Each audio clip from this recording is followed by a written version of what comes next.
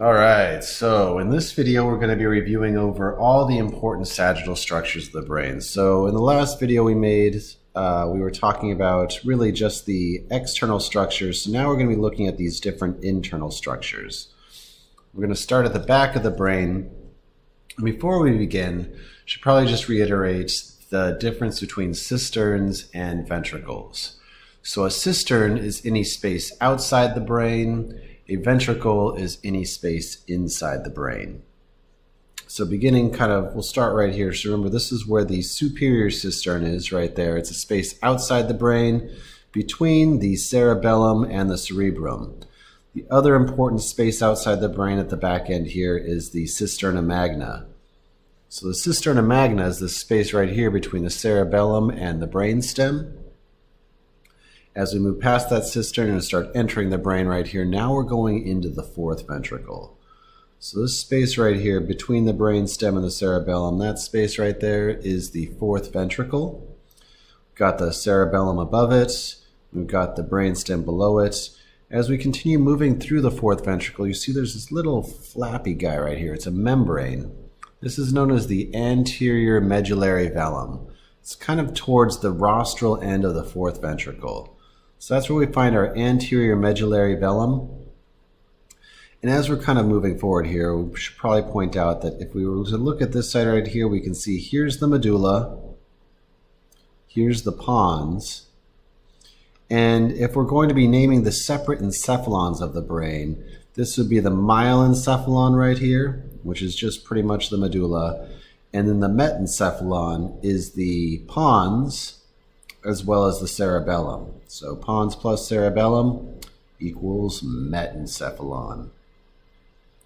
Moving further rostral, now we're coming up, so here's the end of that fourth ventricle. Now remember, we could look down here and see, here's our superior colliculus, and over here to the sides, the inferior colliculus. It's possible to pin the superior colliculus from this midline here. We can see that here, but remember that inferior colliculus is off over to the side. So rather than seeing the inferior colliculus right here, what we can see is the lamina quadrigemina. Sort of a white stripe that runs along right here, kind of around this loop and comes down this way. You may or may not be able to see it that well in the video, but if you're looking at your own sheep brain, just look closely to see if you can see this kind of white line going along right here and up here. It's known as the lamina quadrigemina. And I kind of myself remember this by thinking of this laminating structure. It's white, so you know it's axons of neurons that have been heavily myelinated that are existing up here and around here. Just below that, this space right here inside the brain, this is known as the cerebral aqueduct. So this is what connects the fourth ventricle back here with the third ventricle, which is going to be flowing up here, around the thalamus, and down here in this general space where the hypothalamus is. So we've got the cerebral aqueduct, and we've got everything above the cerebral aqueduct. This general area is referred to as the tectum, and everything below the cerebral aqueduct is known as the tegmentum. And the way I remember these two names is to imagine that we're going spelunking, like we're on a magic school bus trip along this cerebral aqueduct right here. So if you're going to go exploring caves, you know that any spike coming down off the ceiling is known as a stalactite, C for ceiling. Any spike coming off the ground is known as a stalagmite, G for ground. It's kind of similar here where we are in the cerebral aqueduct, and this structure above our heads is called the tectum, C for ceiling. The structure just below that is known as the tegmentum. Now, from the external structures, the only portion of the tegmentum we've actually learned are these cerebral peduncles that are running right here. But the tegmentum does have lots of other interesting structures that aren't included on you guys' list of necessary to know structures. Includes things like the substantia nigra, which is the main source of dopamine for the brain, as well as the dorsal raphe nuclei, for example, which is the main source of serotonin. And we all know that dopamine and serotonin are technically the only things that make you happy. So, tegmentum is full of happy stuff for you, but we're not going to go into those exact structures. should probably mention also, so we went from myelencephalon to metencephalon. If we count the tegmentum and the tectum together, so this structure right here, this is known as the mesencephalon. So it basically is superior colliculus down, if we just kind of consider this going straight down right here, and from the front of the superior colliculus, kind of following this line right here, this is the mesencephalon, or midbrain. So the next encephalon we come to after that would be the diencephalon. Diencephalon is basically the thalamus, the hypothalamus down here, and those mammillary bodies, which we saw right here when we were learning external structures. So this is our diencephalon, which includes the thalamus, which is this round circle. And the hypothalamus isn't quite as easy to make out, but hypo means below, and it basically goes like this. It swoops this way, around this way, that way, up here over the optic chiasm, and then back up towards the thalamus. So diencephalon you can imagine as being the thalamus straight down here from the front and straight down from the back. This is diencephalon. Now the thalamus, going into more detail here, has fibers connecting both sides, because there's a thalamus on the right side of your brain, there's a thalamus on the left side of your brain. And both of the thalami like to talk to each other, and they do this through a fiber bundle right here in the center, which is known as the massa intermedia. Massa intermedia are the fibers connecting both sides of the thalamus to each other. One other important structure to mention while we're sitting here looking at the thalamus is the habenula, which is right here. So it's this kind of extra bump here towards the back of the thalamus. This little bump right here, that's known as the habenula. So I kind of think of it as being like the thalamus would be more or less a circle or oval here. If it weren't for this extra bump sticking up in the back, that's where the habenula is. Moving forward, the third ventricle is this space above the thalamus, and it also will be a space below the thalamus. Now we can't make out that space below the thalamus as easily as at this point, but we will see it much more when we start doing coronal structures. We slice the brain coronally, and we look at structures that way. This gross black stuff sitting in here, that is choroid plexus. So as I've mentioned in class, choroid plexus is what converts blood into cerebral spinal fluid, because blood is toxic to the brain. However, blood has all the necessary nutrients the brain needs. So we need some kind of structure to convert that blood into something the brain can use, and that's the job of the choroid plexus here, to convert blood into cerebral spinal fluid. Let's see, before moving on, so we've got the thalamus right here, remember? We've got the tectum right here. In between the thalamus and the tectum is this guy right here. This is the pineal gland, or the pineal body. That's this structure right here. It's one of the only structures in the brain that there's just a singular structure of. Most things are duplicated in both hemispheres of the brain. Pineal body sits right there on the midline, and there's just one of them.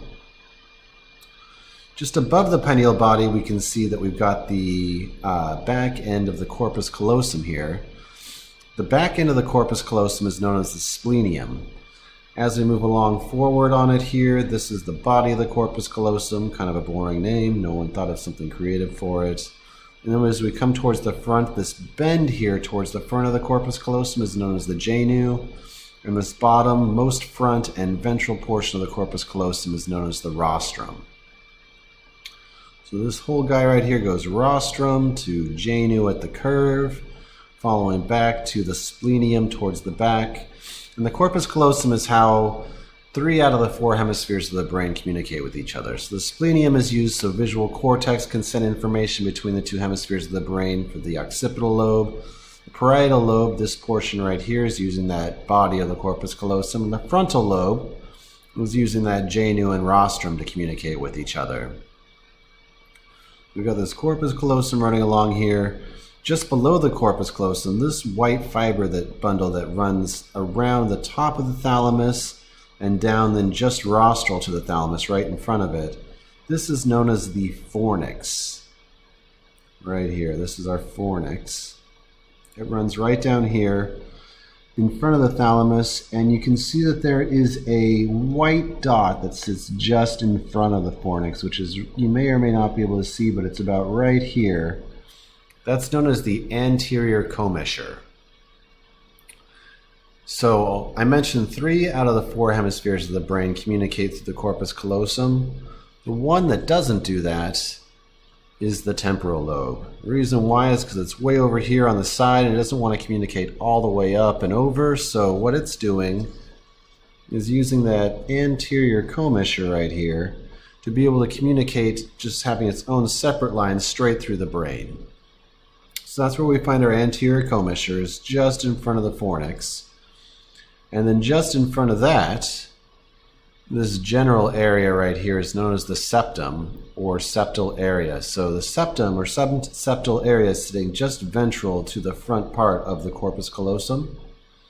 So here's our septum or septal area. So it's rostral to the fornix, rostral to the anterior commissure, and ventral to the corpus callosum, the most rostral part of the corpus callosum. So this is our septal area. It's continuous with the anterior perforated substance. So this tissue runs along here and is continuous with this anterior perforated substance here. So that's what we refer to as being the septum. Going back to the corpus callosum, we've got a sulcus that runs just on top of it here. So this space right here, sort of a groove in the brain running all the way along the top of the corpus callosum. Remember, we mentioned that any bump in the brain is known as a gyrus. Any groove or dip in the brain is known as a sulcus or a fissure. So this groove is conveniently named the callosal sulcus. Callosal sulcus runs basically the whole length above the corpus callosum. And just above that, this bump now in the brain is known as the cingulate gyrus. So this guy right here, running all the way along here, that's the cingulate gyrus. And just above the cingulate gyrus is the cingulate sulcus. So it's the sulci or sulcuses that basically define the gyruses or gyri we see in the brain. So the cingulate gyrus is defined by the callosal sulcus below it, this little line going along there, and the cingulate sulcus above it. So cingulate sulcus, callosal sulcus, in between those two sulci is the cingulate gyrus. Let's see, is there anything else we should mention? Ah, yes. So this right here is where the lateral ventricle should be, is just inside there. But if you can see on here, we can't actually look inside. There's a membrane that's covering our ability to look inside the lateral ventricle. That membrane, which is basically right here, that's known as the septum pellucidum. The septum pellucidum is what separates the two lateral ventricles from each other. So if we pull over this other side of the brain, we can see with this one, I can open this up and I can see right in there. Look at that beautiful, huge lateral ventricle. So if it weren't for the septum pellucidum, which we can see right here, we would have one gigantic lateral ventricle instead of two separate lateral ventricles. So thanks to the septum pellucidum, that thin membrane right there essentially is what's separating the two ventricles from each other. So we have it on this one brain, but we can't see it on this side, which is what's creating that lateral ventricle separation from the other lateral ventricle. But if we look at this one here, here we don't have the septum pellucidum, so we can see into this lateral ventricle. So those lateral ventricles are what's basically ventricle 1 and ventricle 2. We don't give them numbers because I think they both tied. They both finished even with each other. So they're both just, you know, the lateral ventricles that flow in then to the third ventricle, which would be in this space here, as well as above here. And then from there into the fourth ventricle, which remember is this space back here. If you are able to see into your lateral ventricle, you'll see this bulges guy right here. It's kind of a big bulge happening. This is the caudate. So this guy is essential for a lot of different kind of movement related things, decision making. This is known as the caudate right here. So if you can see into your lateral ventricle, the structure that makes up basically the lateral wall of the lateral ventricle is known as the caudate.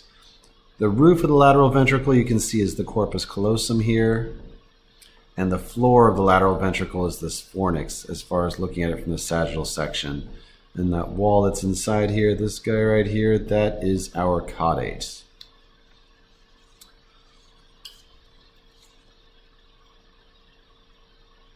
So this does take us through pretty much everything. So let's go backwards through it once again.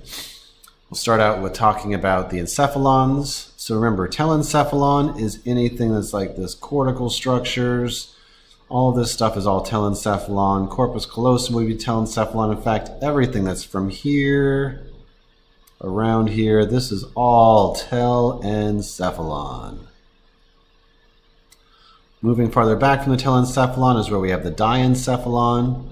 Diencephalon is the thalamus plus the hypothalamus and mammillary bodies. That's this portion right here.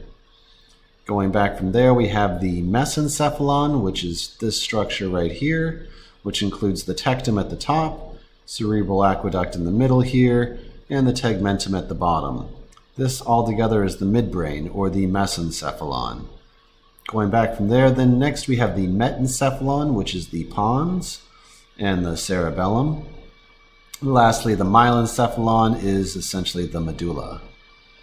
If we look over here, then we've got our cingulate gyrus right here, which has a cingulate sulcus right above it to make the cingulate gyrus, along with that callosal sulcus. Those are the defining features of the cingulate gyrus, having that cingulate sulcus and that callosal sulcus. If this is the callosal sulcus, then this will be our corpus callosum, which has a splenium in the back. A genu is at the curve, the rostrum is the bottom ventral portion that's most in front, and then we have the septum or septal area right here, which is basically this general structure right here just below the corpus callosum. Right here we've got our caudate right there, which is inside this lateral ventricle. The floor of that lateral ventricle is made up by the fornix right here. Just in front of the fornix we'll see a white dot that's known as the anterior commissure. And if we go just behind the fornix now, we've got the thalamus, which has fibers right here in the center known as the massa intermedia. Just below the thalamus, this structure right here is the hypothalamus, which is shaped in this outline that I'm making right here. Hypo meaning below the thalamus. This right here would be our optic chiasm. As we move further back beyond this diencephalon, we see here's the pineal gland or pineal body, which is that one structure doesn't really count as being part of an encephalon. The backside of the thalamus has a little extra bump back here known as the habenula. And then if we move back beyond more caudal to this pineal body, we see we're now in the mesencephalon, which includes the tectum, which is this top part. It has the superior colliculus. You can also see the lamina quadrigemini as this white stripe that's going around here. Lamina quadrigemina. Cerebral aqueduct right here. And then we've got the tegmentum here, of which we can really only just see these cerebral peduncles here.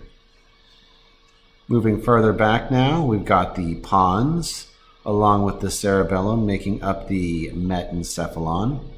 You can see an anterior medullary velum. Inside here would be a little membrane. It doesn't look like this side has one.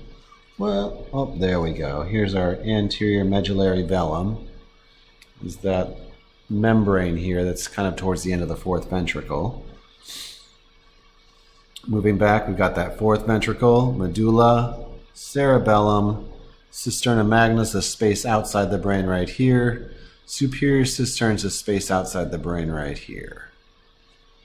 So that's going through everything twice. So hopefully I hit everything. But of course, if you notice anything on your list that I haven't mentioned and you'd like me to go over, just raise your hand and I'll be happy to help you out.